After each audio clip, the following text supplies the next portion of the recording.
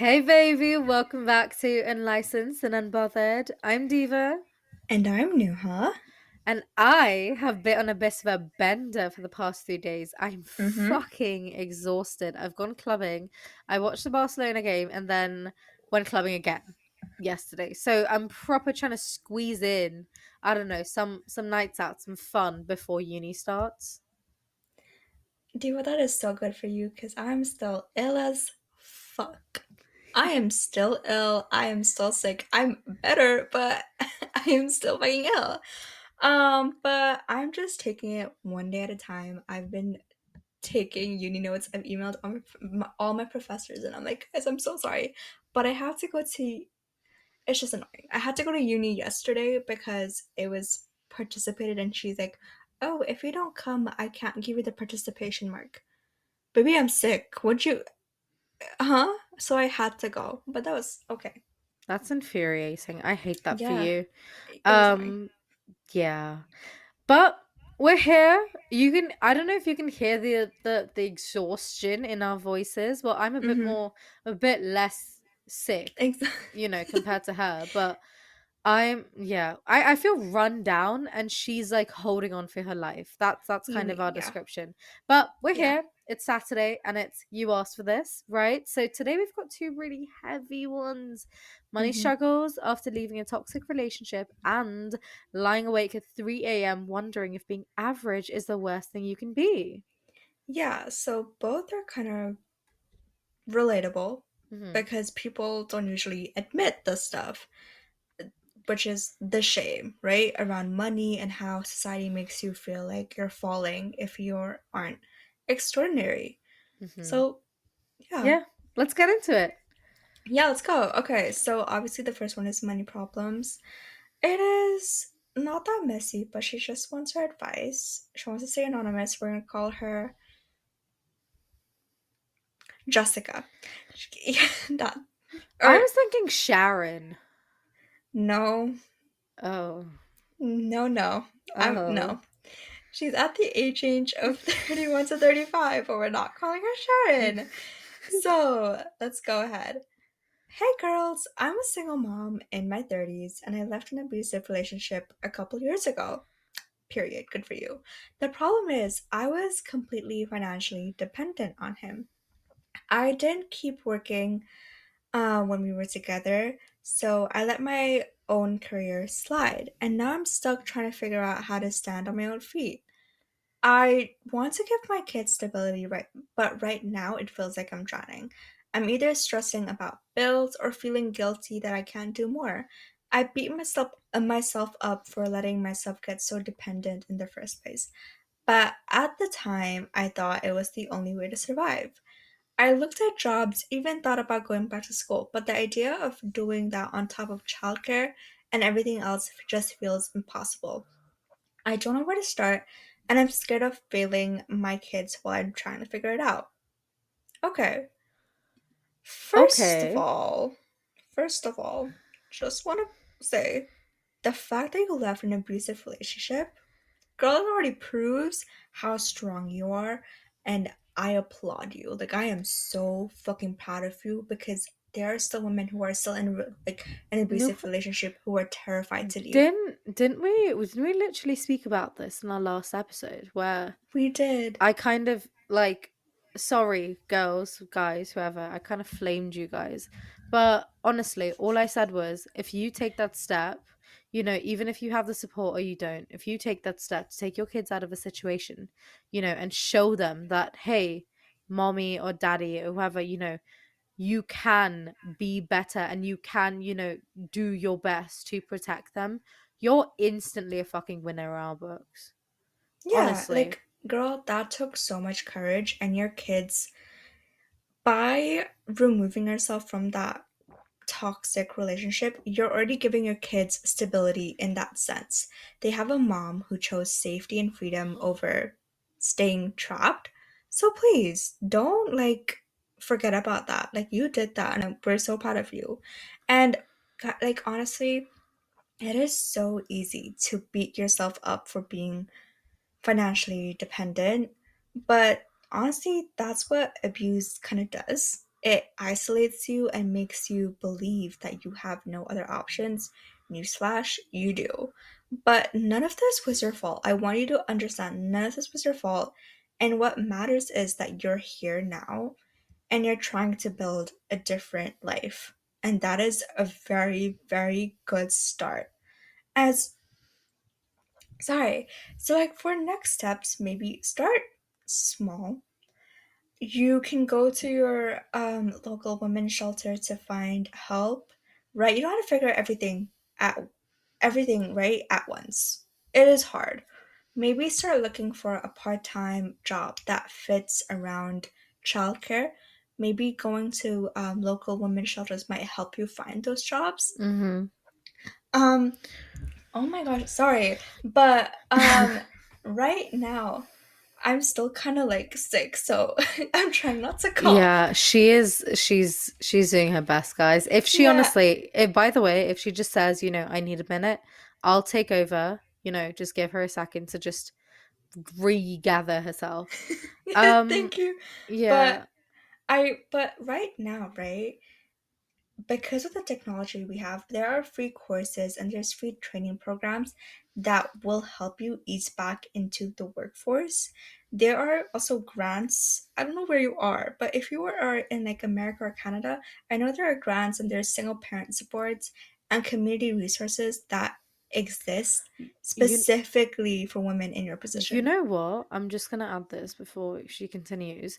On Facebook, especially because you're in your 30s and stuff. I'm sure you use Facebook.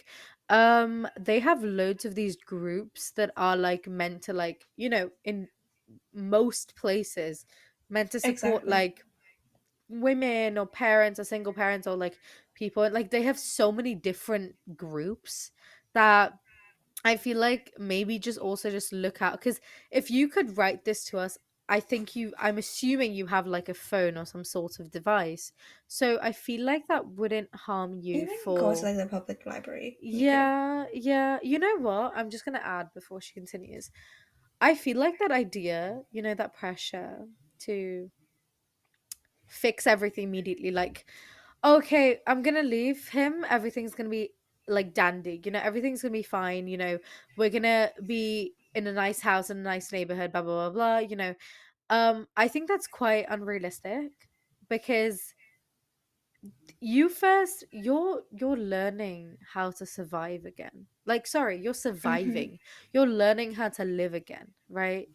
When you're in a situation, an abusive relationship, whether it's physical, emotional, mental, whatever, right? Any sort of abuse takes such a big toll on you. And in so many ways, it's so difficult to just live, to just go about the next day, and one, that's extremely impressive, the fact that you've come this far, but two, you just need to let yourself just have a break, breathe, and all that stability that you're looking for, I promise you it will come. And even if it's not today, your day will come. you know Your day will come. the harder it is, the more, like, I believe that people go through loads of shit, right? But I believe that one day it will play off. One day you're going to see your kids, you're going to see them graduate, you're going to see them get good jobs, you're going to see yourself in a good position, good job, good life, your own house, your own everything. And you're going to look back at where you are, today, and you're going to think, wow, I've come that far. Wow, I did that myself.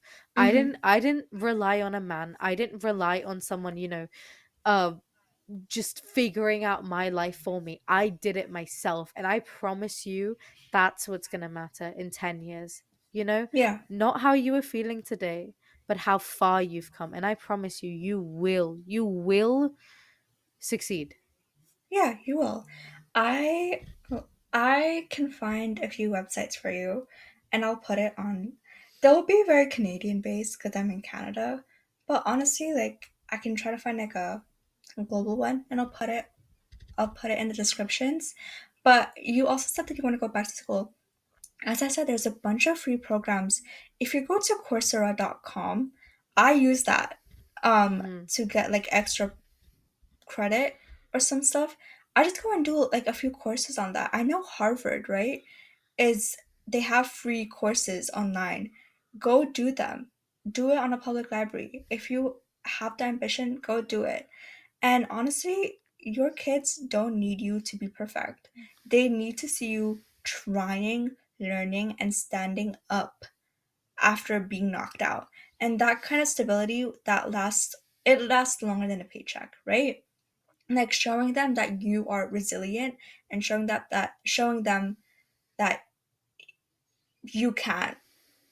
Mhm. What was I trying to say? You can, that you can do it, that you can try, and you have, that you are standing up for them and you're taking them out of stuff. I don't know where I was going that with that, but yeah. But Also, honestly, you're yeah. showing them. Sorry. No, no, go for it. Yeah, like you're showing them what strength looks like in life, and that is a good lesson to show your kids. You know what? I'm just gonna. I don't. I zoned out a bit, but what I am gonna say is, the idea of like being successful and being like, the best at what you do and whatever, like you're at top of your game or whatever, like, that, yes, that's great. When you're the most successful, you're the best at what you do. But I also feel like you literally just like the independence you've given yourself and that safety that you've established for your children and that sort of that bubble and that freedom that you've allotted yourself and your kids, I think that is success in its own words. And I just think you need to like just accept the fact that are I don't know how to say this, but you are successful, you are doing your best, You are successful. and you are going to do so much more. And you have two women here right now who believe in you, and I promise you every other person in this world believes in you too, and you just need to start believing in yourself. And because you did believe in yourself, that's why you're in a position where you could take them out. Just keep going a bit longer. I promise you it will get better. There is You like got what this. a light at the end of the tunnel or whatever that is. But yeah, Yeah. Neha, let's go on to our next Yeah, listener. you got this, and we're just really proud of you. But yeah, Hmm. let's go into the second one. So this type of chaos is an identity crisis at 3 a.m. Had mine yesterday. It's not that messy. They want advice. And at the age of 26 to 30, we're gonna call them Bob because yes. Because Um, Bob. because Bob. How long has this been going on? It's been going on for years. So they needed intervention, and we're here to give it for them. But yeah, okay. It's 3 a.m. in the morning and I can't sleep. My brain just won't shut up. I keep lying here thinking, who even am I right now? All my friends are moving forward, getting married, buying houses, starting families, posting their perfect little updates online, and I feel like I'm just standing still. That is so real. But yeah, and I thought by this age I'd have some kind of direction, but instead I feel like I'm floating with no map. I'm not I'm not where I wanted to be in my career. I'm not in a relationship. I don't even know if I want the same things I used to. Mm. Some days I feel motivated to figure it out, and other days I feel like I'm just wasting time and everyone is lapping me. I don't know what that Lapping? means. Oh, like laps around you like they're better than you? Oh, I okay. I was think. like, I'm not really sure. okay, I'm okay, assuming like everyone's like running laps around you like they're okay, yeah, okay. okay. That makes sense. Okay. But what makes it worse is people keep asking me the loaded questions. When are you settling down? When are you buying a place? What's next for you? And I have no answer. I laugh it out, but deep down it makes me feel like a failure. I don't know if this is just a normal part of your 20s or if I'm completely lost. How do you even deal with it being in this in between stage where nothing feels solid and you don't know who you're supposed to be anymore? How old are you? 26 to 30. So you're in your late Okay. 20s. Do you mind if I take the lead on this? You sure? Okay. First of I'm all, going to have a coughing fit to go off. okay. First of all, um, if it's a 3 a.m. spiral, shut up. I feel like everyone at 3 a.m., 2 a.m., 4 a.m. is like, what am I doing with my life? I'm so depressed. I'm so blah blah blah. That's when your thoughts, are at its peak. Go to sleep. That's that's my, you know, feedback. Just sleep it off. It will go away. I Diva, promise you. Okay, no. Okay, I'll continue. But when it's 3 girl. a.m., I promise you, all those fucking insecurities, they are fucking 10 times louder. You are gonna suffer a lot more. But not suffer, but you're gonna be thinking and, contemplating a lot more. I promise you, you'll be fine. But I just want to add this, right? Why the fuck has the idea of just being average, just being normal, become so bad? Like, why is it villainized? Do you get what I mean? Oh, I do. Sorry. Sorry. yeah. Okay. No, no, I no. Take your time. Sorry. I just, yeah. But no, literally to you guys too. Do you get what I mean? Literally, because I have realized this. I know like a lot of people are exceptional, right? Like, oh, this person just started their own multi-million-dollar company. This other person's like the head of blah, blah, blah, blah. And, they're making so much money, blah, blah, blah. And I'm just like, you know what? Good for them. But sometimes it's just fine to be just where you are and to just be comfortable. just be Why? average. It's Yeah, fine. literally. What is the harm in being average? Why is it villainized so much? Like, why is it always like you need to be the best or, you're not important or you're not valid? Hmm. Why do I have to be the CEO? Why do I have to be, the manager, the boss? Something? Why can't I just be happy being just okay? Me. Just being me. Being Yeah. you. Just being No, you. literally, because like it's always that idea of like, oh, you're invisible if you're not someone. But you are someone. You're you. You are someone. I've heard this a lot when people are like, but I'm not someone yet, right? I'm a nobody. But I'm like, but you're fucking not though. You're you, you're special, you're different, you still fucking matter. Just because you're not, doing this and that and accomplishing, like fucking touching the moon doesn't mean that you're not doing your best. You're doing fine. Okay, someone's getting married. Okay, and someone's, had a kid. Okay, and you see all of these things as positives in a very positive light. Fantastic. But you do realize that all of those 100 positive things can also to a certain extent be something a bit negative. What if that person, what if you chose to get married yesterday and the person turned out to be abusive? What if you had a kid and you weren't able to handle, like, it's just a what if situation, right? I'm not saying that it's negative, right? Everyone has their own goals, to each their own.